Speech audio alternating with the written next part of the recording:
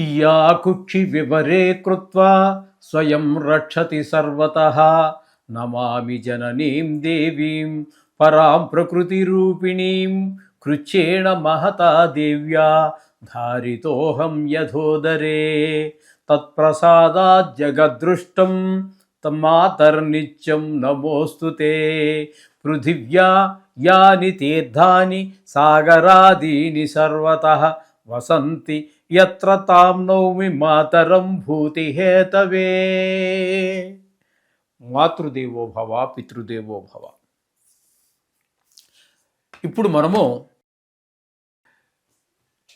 ఫిబ్రవరి నెల 2026 సంవత్సరంలో ద్వాదశ రాశుల వారికి గోచార ఫలితాలు ఏ విధంగా ఉంటాయో తెలుసుకునే ప్రయత్నం చేద్దాము. అందులో ప్రథమంగా మేషరాశి వారికి ఏ విధంగా ఉండబోతుంది అనేది సశాస్త్రీయమైన పద్ధతులు తెలుసుకునే ప్రయత్నం చేద్దాము. ఏదో నా ఆలోచన లేదా నా కవిత్వము లేదా నా పైత్యము ఇట్లాంటివేమీ కూడా ఇందులో చేర్చబడవు. కేవలము శాస్త్రం ఎంతవరకు చెప్పిందో అంతవరకు మాత్రమే చెప్పడం జరుగుతుంది. మీకు కనుక శాస్త్రమే తెలుసుకోవాలనే అభిలాష ఉంటే మా ఛానల్ని తప్పకుండా వీక్షించండి. నచ్చిందా లైక్ చేయండి, నచ్చకపోతే వదిలేయండి. అది కూడా మిమ్మల్ని బలవంత పెట్టేది ఏమీ లేదు. శాస్త్రం కావాలంటే మాత్రం తప్పకుండా మా ఛానల్ వీక్షించండి.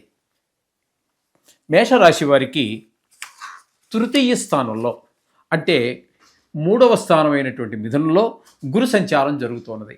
ఈ గురుగ్రహ సంచారము అనేటటువంటిది తృతీయ స్థానంలో గోచార రీత్యా శుభ ఫలితములను ఇవ్వజాలడు.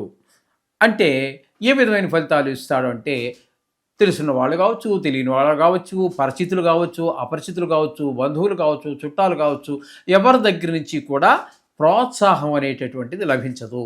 తద్వారా ప్రోత్సాహం లభించకపోయేప్పటికీ ఏమవుతుందంటే మనం ఒంటరి వాళ్ళమే కదా అనేటటువంటి భావన ఏర్పడితే జీవితంలో కడుగు వేయాలి అంటే కొంచెం ఆలోచించి వేయాలి. ఒక నైరాశ్యం కూడా ఆవహిస్తూ ఉంటుంది.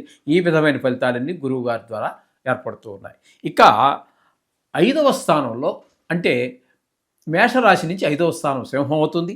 ఈ సింహరాశిలో కేతుగ్రహ సంచారం ఎట్లా ఉంటుంది అంటే ఈయన 5వ స్థానం సంతాన స్థానము పూర్వపుణ్యం అంటూ ఉంటాము. కాబట్టి మనం ఇక్కడ ఈ పిల్లల విషయంలో అంటే మన సంతానం విషయంలో ప్రతికూలమైన ఫలితాలు ఇస్తూ ఉంటాయి.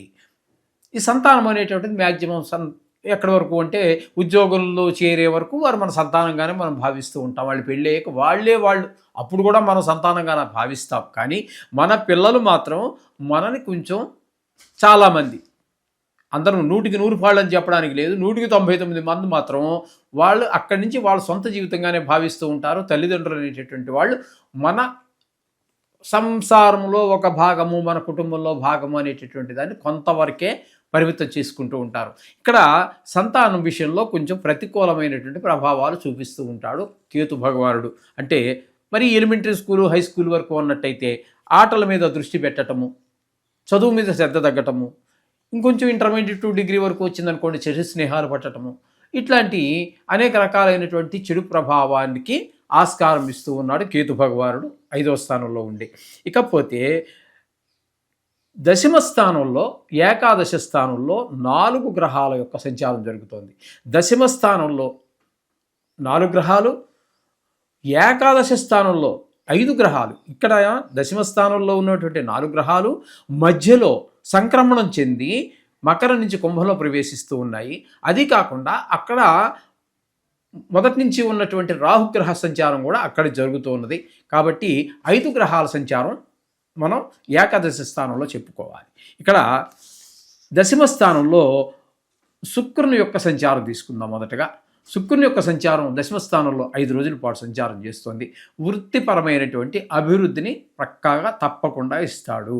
తదుపరి ఏకాదశ స్థానంలో ప్రవేశించి అక్కడ 23 రోజుల పాటు, ఎందుకంటే ఈ ఫిబ్రవరి నెల 28 రోజులు ఉంది ఈ సంవత్సరం.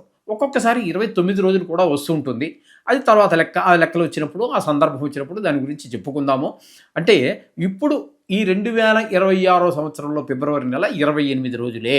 కాబట్టి రవి 5 రోజుల పాటు మనకి 10వ స్థానంలో వృత్తిపరమైన అభివృద్ధిని ఇస్తే, ఏకాదశ స్థానంలో అన్ని రకాలుగాను మీరు ఏమి చేసినా వృత్తి, ఉద్యోగం, వ్యాపారం లేకపోతే అనేక రకాలైనటువంటి కళారంగాలు అంటే సినిమా రంగం కావచ్చు, నాటక రంగం కావచ్చు, లేకపోతే లలిత కళలు కావచ్చు, డ్రాయింగు కావచ్చు, శిల్పం కావచ్చు, ఇట్లాంటి లలిత కళలకు పల్లెటూరులో అనేక రకాలైనటువంటి కళాఖండాలు ఉన్నాయి. వాటిని ఆధారంగా చేసుకొని జీవించేటటువంటి వారి అందరికీ కూడా చాలా శుభప్రదమైనటువంటి ఫలితాలు ఇస్తాడు.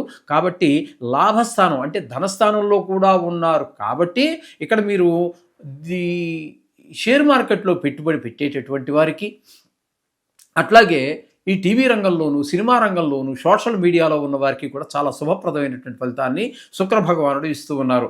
అలాగే ఇక దశమ స్థానంలో రవి 13 రోజుల పాటు సంచారం చేస్తున్నారు. తదుపరి కుంభరాశిలోనికి సంక్రమణం చేస్తున్నారు. ఈ మకర రాశిలో ఉన్నటువంటి 13 రోజులు కూడా దశమ స్థానంలో అద్భుతం వృత్తిపరమైనటువంటి అభివృద్ధి చాలా కనిపిస్తూ ఉంటుంది. లాభాలే కాదు, ప్రమోషను ఇట్లాంటివన్నీ కూడా మనకి ఉన్న ప్రైవేట్ ఉద్యోగమైనా కూడా ఆ ఉద్యోగంలోనే ప్రమోషను, లేకపోతే మంచి ప్లేస్లో కూర్చోబెడతాడు, జీతం పెరిగినా పెరగకపోయినా ఒక కమాండింగ్ వచ్చేటటువంటి పరిస్థితి అంతా కూడా దశమ స్థానంలో ఉన్నటువంటి 13 రోజులు మీకు కల్పిస్తే 11వ స్థానంలో ఏ గ్రహం ఉన్నప్పటికీ దానికి గణితంతో సంబంధము లేదు. అన్నీ కూడా మీకు యోగదాయకమే, లాభాన్నే చేకూరుస్తాయి. ఇది గమనించుకోవాలి. అందుచేత అక్కడ ఉన్నటువంటి మిగతా రవి 15 రోజులు కూడా ఇక్కడ 13 రోజులు దశమ స్థానంలో, లాభస్థానంలో 15 రోజులు కూడా అద్భుతమైనటువంటి ఫలితాన్ని ఇస్తున్నాడు. తద్వారా మీకు ధనానికి ధనము, ఉద్యోగంలో మంచి స్థితి, అలాగే మీకు ఏ పని ప్రారంభించిన దిగ్విజయంగా జరుగుతుంది. నెల అంతా కూడా శుభప్రదమైనటువంటి ఫలితాలే ఇస్తున్నాడు రవి శుక్రుడు ఇద్దరు కూడా. ఇకపోతే కుజుని యొక్క సంచారం తీసుకుందాం. కుజుని యొక్క సంచారం తీసుకుంటే దశమ స్థానంలో ఒక 23 రోజులు, అంటే ఎక్కువ రోజులు, 28 రోజుల్లో ఎక్కువ రోజులు అక్కడే పోతున్నాయి. ఆయన దశమ స్థానంలో శుభ ఫలితములను ఇవ్వచాలరు. వీళ్ళిద్దరూ మీకు అంటే శుక్రుడు రవి మీకు అభివృద్ధిని కాడ్చేస్తూ ఉంటే ఈయన కిందకు లాగే ప్రయత్నం చేస్తాడు. కొన్ని చిక్కులు ఇబ్బందులు కలిగేటటువంటి వ్యాపారంలో కావచ్చు, ఉద్యోగంలో కావచ్చు, ఇక్కడ మీకు కొన్ని ఇబ్బందులు కలిగించేటటువంటి పరిస్థితి అంతా గోచరిస్తూ ఉన్నది ఇక్కడ ఈ కుజుని వల్ల. ఇక 5 రోజులు మాత్రం ఏకాదశిలో వస్తారు, చెప్పుకున్నాం కదండి. ఆ ఏకాదశి స్థానంలో ఏ గ్రహం ఉన్నా యోగిస్తుంది. కాబట్టి 5 రోజులు మీకు నెల ఆఖరిలో 5 రోజులు మాత్రం మీకు అనుకూలమైన ఫలితాలు ఇస్తాడు, ధన విషయంలో కానీ ఏ విషయంలో అయినా సరే. ఇకపోతే బుధగ్రహం యొక్క సంచారం తీసుకుంటే దశమ స్థానంలో 3 రోజులు సంచారం చేస్తూ ఉన్నారు. ఆ 3 రోజులు మీకు బాగుంటుంది, చాలా బాగుంటుంది దశమ స్థానం వృత్తిపరంగా. అలాగే తదుపరి ఆయన 25 రోజుల పాటు ఏకాదశి స్థానంలో ఆయన కూడా యోగిస్తూ ఉన్నారు అక్కడ చక్కగా. అంటే ఇక్కడ సంచారం దశమ స్థానంలో ఉన్నటువంటి 4 గ్రహాల్లో 3 గ్రహాలు పరిపూర్ణంగా మీకు ఉపయోగపడుతున్నాయి. ఇక ఇందులో అన్నీ కూడా ఏకాదశి స్థానంలోకి ప్రవేశించాయి. అక్కడికి వెళ్ళాక ప్రతిదీ యోగిస్తూనే ఉన్నది. ఇకపోతే అప్పటికే ఉన్నటువంటి రాహుగ్రహ సంచారం ఏదైతే ఉన్నదో ఆయన కూడా ఏకాదశి స్థానం, ఆయన కూడా అనేక రకాలైనటువంటి శుభాలు మీకు కలగజేస్తూ ఉన్నారు. ఆ విషయము ఈ విషయము అనేటటువంటి లేదు, అన్ని రకాలుగా యోగిస్తూ ఉన్నారు. అయితే ఈయనకి ఇక్కడ ఈ మేషరాశి వారికి ద్వాదశ స్థానంలో శనిగ్రహ సంచారం జరుగుతున్నది. ఇది ఏలినాటి శనిగా చెప్పుకోవాలి. కొంచెము వ్యయ స్థానంలో ఉన్నారు కాబట్టి ధన వ్యయం చాలా ఎక్కువగా అవుతూ ఉంటుంది, ధన నష్టం జరుగుతూ ఉంటుంది, ధన వ్యయం జరుగుతూ ఉంటుంది. అలా కొంతమందికి కఠినమైన శిక్షలు పడుతూ ఉంటాయి దుర్మార్గులకి, మంచివారికి చాలా చాలా చాలా మంచి జరుగుతూ ఉంటుంది. ఈ విధమైన ఫలితాలన్నీ కూడా శని భగవానుడు మీకు ప్రసాదిస్తూ ఉన్నారు. కాబట్టి ఇక్కడ మొత్తంగా మనం మేషరాశి వారికి చెప్పుకోవాలి అన్నట్టయితే 3 గ్రహాలు దశమ స్థానంలోను, మొత్తం మీద 5 గ్రహాలు పూర్తి పరిపూర్ణమైనటువంటి ఫలితాలని మీకు ఇస్తూ ఉన్నారు. మొత్తంగా చెప్పుకోవాలంటే మేషరాశి వారికి చాలా శుభప్రదంగానే ఈ నెలంతా గడవబోతున్నది అనేటటువంటిది మీరు గమనించవలసి ఉంటుంది. ఏదైనప్పటికీ కొన్ని గ్రహాలు ప్రతికూలత ఉంటుంది, నవగ్రహ జపాలు చేసుకోండి. అలాగే మీకు 15వ తారీఖున వచ్చేటటువంటి మహాశివరాత్రి రోజున కనుక శివుని దర్శించడం కానీ, ఒక చెంబుడు నీళ్లు పోయటం కానీ, ఒక మారేడు పత్రం సమర్పించడం కానీ చేసినట్టయితే మీ గ్రహదోషాలన్నీ పోయి అన్ని శుభాలు చేకూరుతాయి.